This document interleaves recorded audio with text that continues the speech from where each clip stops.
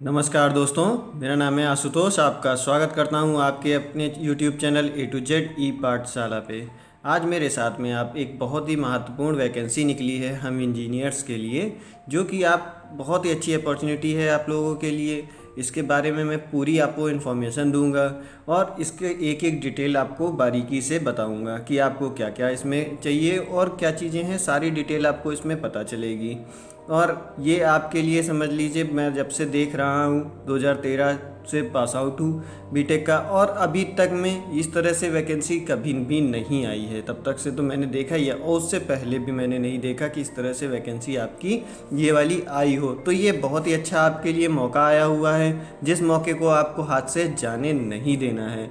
इसी के साथ में हम एक बढ़िया सी बात को इसको जानते हैं, जब तक किसी काम को हम शुरू नहीं करते तब तक वह हमें नामुमकिन ही लगता है। ठीक, तो बहुत सारे लोग जो है गवर्नमेंट जॉब की प्रिपरेशन क्यों नहीं करते हैं, क्योंकि वो उनको बस यही लगता रहता है कि ये तो बहुत ही टफ़ है, गवर्नमेंट जॉब पाना बहुत ही ज़्यादा टफ़ है, इसको हम कैसे निकल पाएंगे, हम तो कुछ कर नहीं पाएंगे, हम तो ये करते हैं वो करते हैं, हम तो जॉब करते हैं।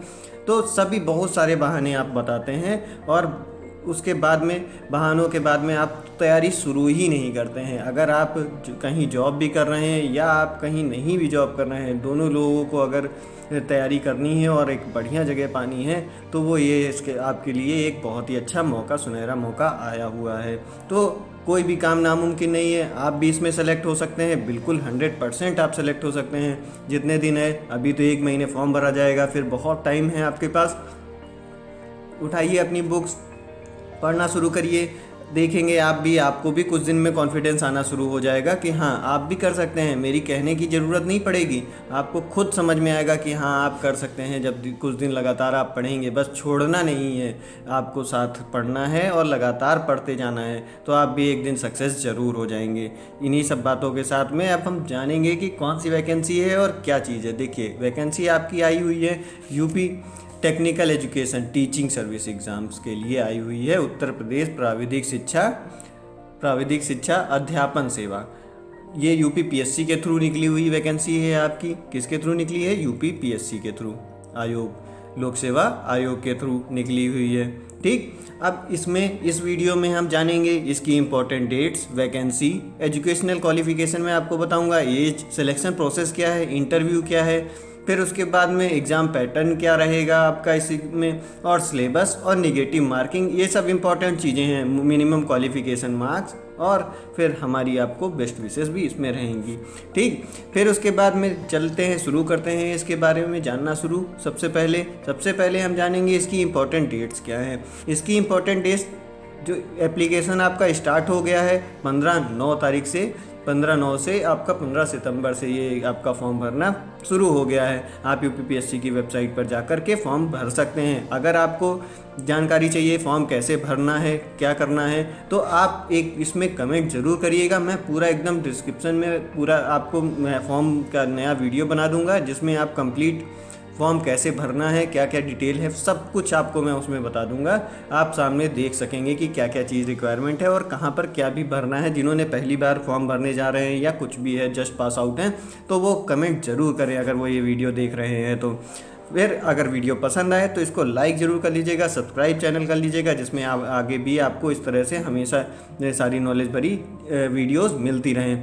लास्ट डेट फीस पेमेंट करने की है 12 अक्टूबर है आपकी, 12/10। ठीक, और लास्ट फाइनल सबमिट करने की डेट है आपकी 15 अक्टूबर, 15/10 है। अब इस बात को ध्यान रखिएगा, फॉर्म अभी भर दीजिएगा जब आप वीडियो देख रहे हैं, आए कि 2 दिन में, उसके बाद तुरंत इसको फॉर्म को भरिए। लास्ट डेट का इंतज़ार मत करिए, ना लास्ट डेट फी पेमेंट की इंतज़ार करिए। इसको 3 स्टेप में भरना रहता है, इसलिए आप आज करेंगे, कल करेंगे, फिर परसों जाके इसको फाइनल सबमिट कर पाएंगे। तो इसलिए इसको टाला मटोली मत करिएगा कि लास्ट डेट में भर देंगे, ये कर देंगे, ये आपकी गलतफहमी होगी। बाद में लास्ट में भर नहीं पाता, कभी फाइनल सबमिट नहीं हो पाता, तो दिक्कतें होती हैं कि हमारे पास बहुत अच्छा मौका था और हमने गंवा दिया। सिर्फ किस वजह से? लापरवाही की वजह से। तो इस बात को मेरी मानिएगा, फॉर्म जल्द से जल्द भर दीजिएगा।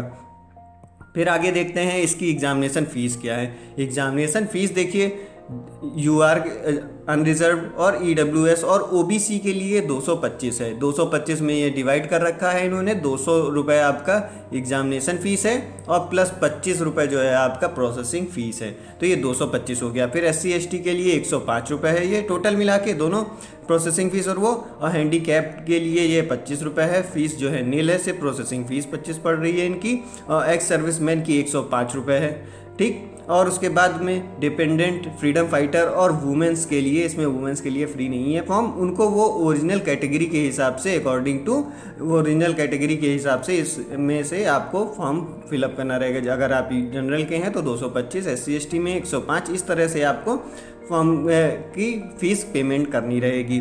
फिर आगे बढ़ते हैं, वैकेंसीज़ के बारे में जानते हैं, कितनी कितनी इसमें आपकी जगह है। देखिए बहुत सारी वैकेंसी आई हुई हैं, इतनी बड़ी वैकेंसी इकट्ठे बीटेक वालों के लिए आना बड़ा ही मुश्किल है। आपने अभी UPPSC AE का भी एग्ज़ाम होने वाला है, उसमें PSC AE का जो है उसमें भी देखिए कितनी कम सीटें हैं, इसमें देखिए कितनी सीटें हैं, 1370 वैकेंसी हैं टोटल, सब बीटेक वालों के लिए हैं। बीटेक एमटेक जिन्होंने कर रखा है सब उन्हीं के लिए ही सारी वैकेंसी हैं। तो इस तरह से इतनी बड़ी वैकेंसी आना एक बड़ा ही मुश्किल काम होता है, तो इसलिए आप जरा इनको ध्यान रखिएगा। बहुत ही अच्छी सैलरी है, बहुत ही सब कुछ, आप चाहे AE बने चाहे इसमें आएंगे, दोनों में आपको लगभग बराबर ही सैलरी मिलेगी, कोई कम ज़्यादा नहीं है, उतनी ही लगभग बराबर सैलरी है, ठीक। अब देखिए वैकेंसीज़ आप जानते हैं, इसमें वैकेंसी सबसे पहले थोड़ा बड़ा कर दे जिसमें आपको अच्छे से दिखाई दे। हाँ, अब ये देखिए प्रिंसिपल की वैकेंसी है टोटल 13, ठीक, सीधे सीधे बता दे रहे हैं हम आपको। फिर उसके बाद मैकेनिकल जिन्होंने कर रखा है, मैकेनिकल इंजीनियरिंग 238, फिर उसके बाद में इलेक्ट्रिकल इंजीनियरिंग 213, फिर इसी तरह सिविल इंजीनियरिंग 125 और इलेक्ट्रॉनिक्स इंजीनियरिंग 145, केमिकल इंजीनियरिंग 47 और कंप्यूटर इंजीनियर जो हैं उनको 132। देखिए कंप्यूटर के लिए भी लोग को प्राइवेट सेक्टर में ही जाते हैं ज़्यादातर, नहीं तो बैंक की तैयारी करेंगे, ये सब तैयारी करेंगे, तो आपके लिए अच्छा मौका है। जो भी इंजीनियर्स हैं उनके लिए बहुत ही अच्छा मौका आया हुआ है ये, कि आप अपनी ही लाइन में रह सकते हैं और बढ़िया अच्छी से आप ऐसा लाइफ जी सकते हैं। पेंट टेक्नोलॉजी 11, टेक्सटाइल टेक्नोलॉजी 36 और उसके बाद टेक्सटाइल डिज़ाइन 5 और टेक्सटाइल डिज़ाइन प्रिंटिंग, ये सब करके वैकेंसी मिला के आपकी आगे है। फिर फिजिक्स, केमिस्ट्री, इंग्लिश, मैथमेटिक्स, इन सब के भी लेक्चरार की वैकेंसीज़ हैं, नॉन एग्जीक्यूटिव इंजीनियरिंग में आती हैं। फिर उसके बाद में यहाँ पर वर्क शॉप सुपरिटेंडेंट की हैं 16 वैकेंसी, लाइब्रेरियन की हैं 87 वैकेंसी है। टोटल मिला करके आपकी 1370 वैकेंसी है, जिसमें अनरिजर्व्ड की हैं 523 और 292 हैं आपकी ये है SC की, और ST की हैं 28 वैकेंसी, और उसके बाद में OBC की हैं वैकेंसी आपकी 352, ठीक। और लास्ट में ये होगा आपका EWS, जहाँ तक उम्मीद है EWS ही बच रहा है। हाँ, तो ये EWS की वैकेंसियाँ हो गई 175 आपकी, ठीक। अब बढ़ते हैं अगले टॉप पॉइंट पे। अगला पॉइंट है एजुकेशनल क्वालिफिकेशन क्या है, इंपॉर्टेंट चीज़ है ये। एजुकेशनल क्वालिफिकेशन देखिए क्या है प्रिंसिपल के लिए। प्रिंसिपल के लिए आपको PhD होना चाहिए फर्स्ट क्लास में, ठीक, बैचलर और मास्टर डिग्री लेवल, और ये सब ये अप्रूव्ड होनी चाहिए, वो तो सबको पता है। और कम से कम 16 साल का एक्सपीरियंस चाहिए टीचिंग में, डिग्री और डिप्लोमा लेवल के टेक्निकल एजुकेशन वाले कॉलेज में या रिसर्च में, या फिर 3 साल की पोस्ट PhD एक्सपीरियंस और 5 साल का एक्सपीरियंस होना चाहिए HOD के रूप में, हेड ऑफ डिपार्टमेंट के रूप में, या फिर फर्स्ट क्लास बैचलर और master level in relevant discipline, मतलब कि इसमें ही। फिर उसके बाद मिनिमम 20 साल का एक्सपीरियंस टीचिंग डिग्री और ये सब में, और HOD, इस टाइप से इसकी क्वालिफिकेशन है, ठीक। ये वाले तो बहुत कम ही लोग देख रहेंगे मेरा वीडियो ज़्यादातर देखेंगे ये वाले लोग, क्यों यही सब तैयारी आजकल कर रहे हैं। अब देखिए इसकी बात, लेक्चर मैकेनिकल इंजीनियरिंग, इसमें जब आप आएंगे तो इसमें देखिए 2 तरह की वैकेंसी है, कि एक किसके लिए है, देखिए जिसमें BE, BTech और BS मांगा है। एक तो मैकेनिकल इंजीनियरिंग में रिलेवेंट डिसिप्लिन में होना चाहिए, ठीक, तो आपके मैकेनिकल इंजीनियरिंग में हो जाएगा, जो कि फर्स्ट क्लास में होना चाहिए, फर्स्ट डिवीज़न आप 60% से ऊपर होना चाहिए, जिसकी सैलरी बहुत ही बढ़िया है। ये बेसिक पे दे रखा है 56,100 रुपये, ठीक। डिप्लोमा वाले कॉलेज की होंगी, क्योंकि BTech मंगा हुआ है इसमें खाली, ठीक। ये वाली लेवल 10 है, एक आपसे एक ऊपर लेवल है, इसमें बैचलर डिग्री मांगी हुई है, मास्टर डिग्री भी मांगी हुई है, दोनों होनी चाहिए आपके पास।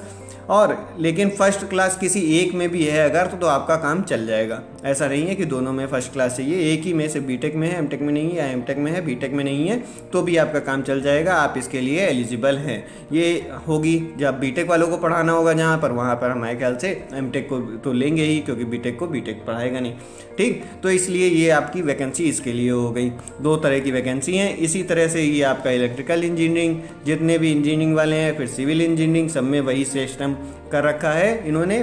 फिर उसके बाद में आगे देखेंगे तो देखिए ये आगे इलेक्ट्रॉनिक्स इंजीनियरिंग में भी वही बीटेक बीएस मांगा हुआ है फर्स्ट क्लास, और उसके बाद में लेवल 10 वाला जो है उसमें सेम दोनों में से एक में बीटेक और एमटेक ये चीज़ें मांगी गई हुई है आपसे। इसी तरह केमिकल इंजीनियरिंग सभी में आपका इस तरह मांगा हुआ है। फिर अलग आता है आपका लेक्चरर वाला, जो यहाँ बताया आपको कि लास्ट में ये लेक्चरर वाले हैं, जो फिजिक्स केमिस्ट्री और इंग्लिश और मैथमेटिक्स की वैकेंसी है। इनका क्या है क्वालिफिकेशन, इनकी अलग क्वालिफिकेशन है। देखिए इनकी क्वालिफिकेशन मास्टर डिग्री होना चाहिए, जैसे फिजिक्स में मास्टर डिग्री होनी चाहिए।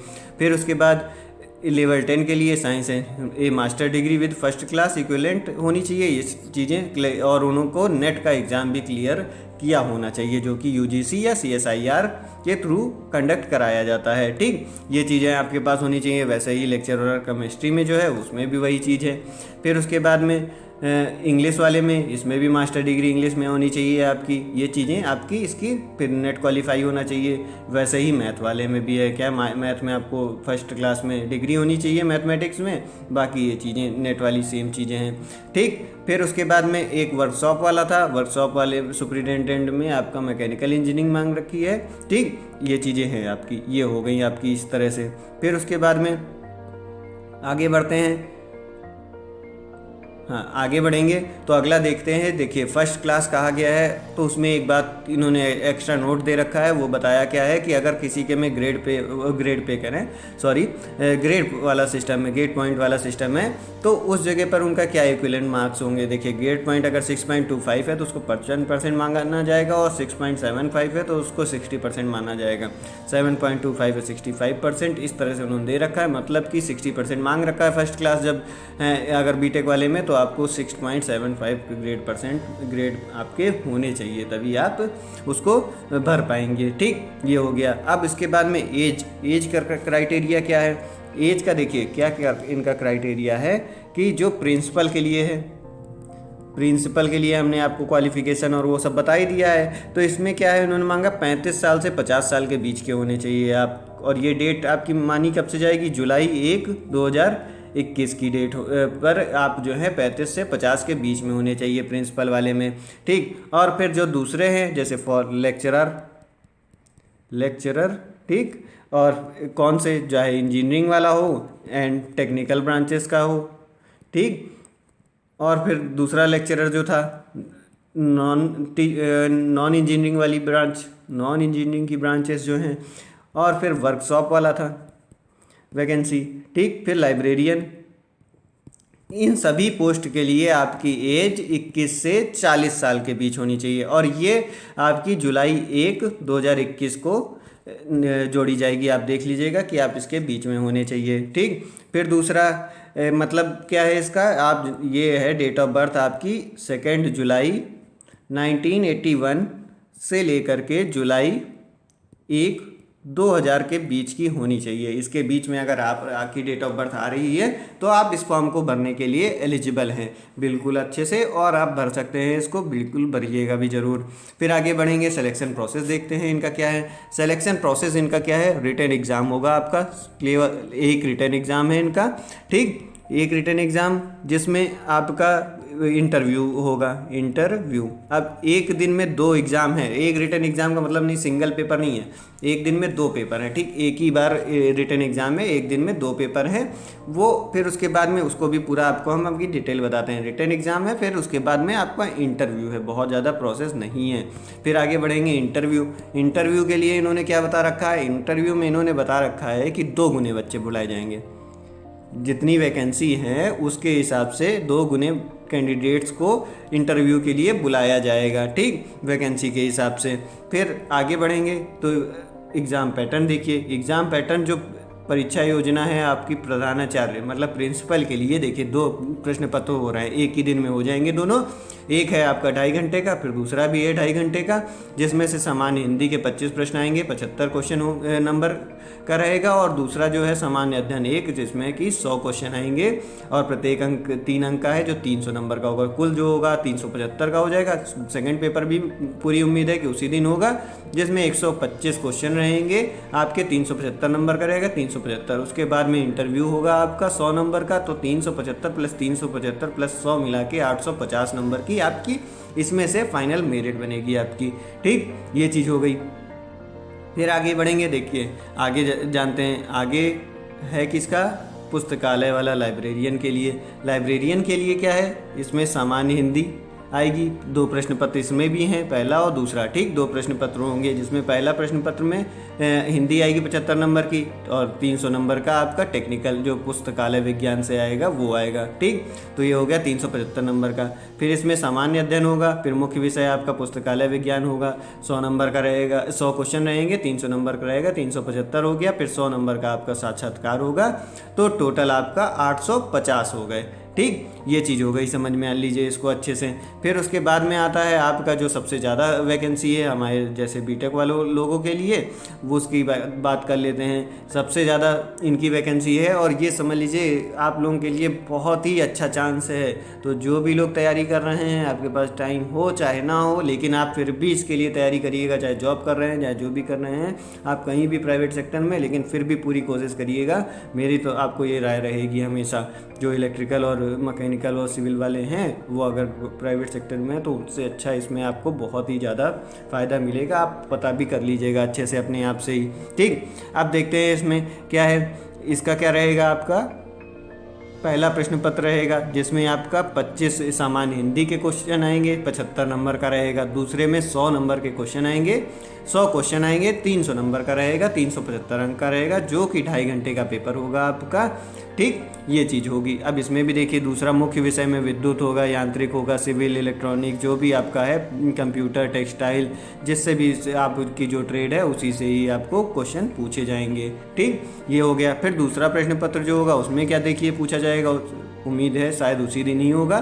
ठीक, और इसमें क्या पूछा जाएगा, ये देखिए एई का पेपर का ही जो पैटर्न है ना, वही पैटर्न ये अपना रहे हैं, सेम टू सेम। 25 क्वेश्चन यही है आपका, एई का भी देख लीजिएगा, उसमें भी आपको यही मिल जाएगा। ठीक, 100 क्वेश्चन आएंगे, जो कि आपके 300 नंबर, 375, इसमें भी आपका वही टेक्निकल सब्जेक्ट जो है वही रहेगा। ठीक, ये चीज़ है। फिर उसके बाद में आपका क्या होगा, साक्षात्कार होगा 100 नंबर का, टोटल मिला के 850 अंक हो जाएंगे। इसमें से आपकी मेरिट बनेगी और फिर आपका सिलेक्शन फाइनल हो जाएगा जब फाइनल मेरिट आएगी। ठीक, तो आपका फाइनल सिलेक्शन आपकी मेहनत पर ही डिपेंड करता है। बढ़िया से मेहनत करिए, जिसमें आपका 100% सिलेक्शन हो जाए, और कोई भी टफ काम नहीं होता, हर एक आसानी से काम सारे किए जा सकते हैं। नेगेटिव मार्किंग के बारे में भी दे रखा है इन्होंने। नेगेटिव मार्किंग कितनी है, 1/3। ठीक, 1/3 नेगेटिव मार्किंग रहेगी आपकी। ये ना सोचिएगा कि सारे गोले भरने हैं, जो एकदम नहीं आता है उसको छोड़ भी देना है कुछ क्वेश्चन। ठीक, नहीं तो पता चले सारे गोले भर के चले आए। ठीक, जो अगर आपको सारे आते हैं तो बहुत ही अच्छी बात है, आप सारे भर के आइए, लेकिन अगर नहीं आ रहे हैं तो कुछ क्वेश्चन को छोड़ के भी आना है। पहले जैसे सारे एग्जाम होते थे जिनमें नहीं नेगेटिव मार्किंग नहीं होती तो सारे गोले भर लिए जाते थे, वैसा नहीं काम करना है। फिर उसके बाद में मिनिमम इफ़िशियंसी क्वालिफाइंग मार्क्स इन्होंने दे रखा है एक जगह छोटा सा, वो छोटा सा इन्होंने जो दे रखा है उसमें कहा है इन्होंने कि 35% नंबर लाने हैं आपको, किसको, SC ST को कम से कम। अब टीचर के लिए एलिजिबिलिटी जो है वो कम से कम 35% इन्होंने रखी है कि पेपर में आपको 35% नंबर लाने हैं, तभी आपको मेरिट में रखा जाएगा। ये नहीं कि आप 10% नंबर ले आए। और वैसे ही कहा गया है अदर्स को, चाहे वो आप जनरल में आए चाहे OBC में आए। ठीक, EWS किसी में भी आएंगे, फ्रीडम फाइटर कुछ भी होगा, वुमेंस होंगे, तब भी आप जो है 40% आपको नंबर लाने पड़ेंगे, क्योंकि आपको दूसरे का भविष्य बनाना है। तो आपको उतना तो ज्ञान होना ही चाहिए, इतना कि आप इतने नंबर तो ला सके कम से कम, तब आप किसी और को पढ़ा सकते हैं। ठीक, तभी आप एक दूसरे को ज्ञान दे सकते हैं, पता चलेगा इससे कि आपके पास ज्ञान है। ठीक। तो इससे कम अगर नंबर लाएंगे तो आप सेलेक्ट नहीं होंगे किसी भी कीमत पे, चाहे सीटें खाली चली जाएं। ये भी बहुत से एग्ज़ाम्स में होता है, जब नहीं ला पाते हैं लोग तो सीटें खाली चली जाती हैं। इस चीज़ को ध्यान रखिएगा कि आप सीटें खाली ना जाने दें और आप एकदम इतनी अच्छी से मेहनत करें कि इसको सेलेक्ट हो के आएँ और हमेशा कोई भी टेंशन ना हो, बिल्कुल बढ़िया से आपकी जॉब जल्द से जल्द लग जाए। ठीक। वीडियो अगर पसंद आई हो आपको तो इसको लाइक कर लीजिएगा, सब्सक्राइब कर लीजिए चैनल को। और रही बात सिलेबस की, हाँ सिलेबस बचता है, सिलेबस हम आपको बता दें। सिलेबस का क्या है, ये सिलेबस इन्होंने देखिए यहाँ पे एक लाइन लिख रखी है, क्या है, syllabus will be released soon on website. ठीक। लेकिन जब मेरा मानना ये है कि आपने क्या कर रखा है, सेम पैटर्न एई वाला फॉलो कर रखा है। यूपी पीएससी एई का आप उठा के देखिएगा, एई का जो सिलेबस है वो देखिएगा और एग्ज़ाम पैटर्न देखिएगा। तो जब इन्होंने एई वाला ही एग्ज़ाम पैटर्न फॉलो कर रखा है ना, तो इन्होंने अपना अलग से वो भी बनाने की कोशिश नहीं की कि अलग से इनका पैटर्न बना दिया जाए एग्ज़ाम का। तो जब वो एई वाला ही इन्होंने बना रखा है तो मैं पूरी उम्मीद करता हूँ कि आपको एई वाला ही सिलेबस भी जहाँ तक देखने को मिल सकता है, मैक्सिमम आपको एई वाला सिलेबस ही में देखने को मिल सकता है। ठीक। तो इस बात को ध्यान रखिएगा कि आपको उसको भी, अगर आप अभी से पढ़ना शुरू कर देते हैं तो आप जो है एई वाला सिलेबस उठाइए और उसको अभी से ही पढ़ना शुरू कर दीजिए। देखिए क्योंकि कुछ चीज़ें ऐसी हैं कि आप जितना टाइम वेस्ट करेंगे उतना आपका नुकसान होगा। तो इस टाइम पे आपको टाइम वेस्ट नहीं करना है। आप 1 महीने बाद वो सिलेबस देंगे तब पढ़ना शुरू करेंगे, तो उससे अच्छा है आप चाहे तो कुछ नहीं तो बेसिक तो पढ़ेंगे ही, चाहे आप मैकेनिकल से हो, इलेक्ट्रिकल से हो, किसी से भी हो। आपको आज से इसका फॉर्म भरना है, उसके बाद तुरंत ही आपको किताब उठा के उसके बाद में आपको एक पूरा बनाना है पैटर्न कि मुझे इस तरह से इस डेट में इतने टाइम पे ये चीज़ें पढ़नी है। उसको आप पूरा बनाएंगे टाइम टेबल और उसके बाद में जुट जाएंगे पढ़ने के लिए, बढ़िया से पढ़ना शुरू कर देंगे। आप जब सिलेबस आएगा जो चीज़ें आएंगी ठीक है हम उसको पढ़ेंगे, लेकिन आप यही वाला सिलेबस उठाइए, बेसिक इलेक्ट्रिकल है, बेसिक मैकेनिकल है, ये सब चीज़ तो आनी ही आनी है सभी में, तो आप उसको ही पढ़ना शुरू कर दीजिए। महीने भर में आप जब तक में देखेंगे तो उन्हीं चीज़ों को ही पढ़ डालेंगे, कम से कम वो तो आपका सिलेबस में कंप्लीट हो जाएगा। ऐसा नहीं है कि बेसिक जो है वो चीज़ें नहीं आएंगी, एकदम आएंगी, बिल्कुल आएंगी। तो सब चीज़ का स्टार्टिंग तो कर ही दीजिएगा। ठीक। और अगर वीडियो पसंद आई हो तो इसको ज़रूर शेयर करिएगा अपने जानने वालों को, दोस्तों को, और लाइक भी कर दीजिएगा और सब्सक्राइब जरूर चैनल को कर लीजिए। और कोई इन्फॉर्मेशन चाहिए तो उसको अपना कमेंट ज़रूर करिएगा। अगर वीडियो पसंद आई हो तो वो भी कमेंट ज़रूर कर दीजिएगा।